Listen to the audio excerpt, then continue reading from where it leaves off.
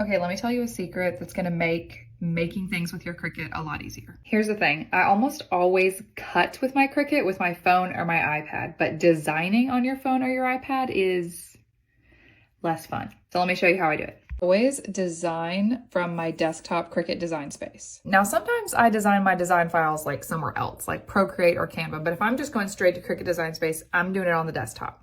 So I design my design on the desktop app. I change it however I want because I just think it's easier to maneuver.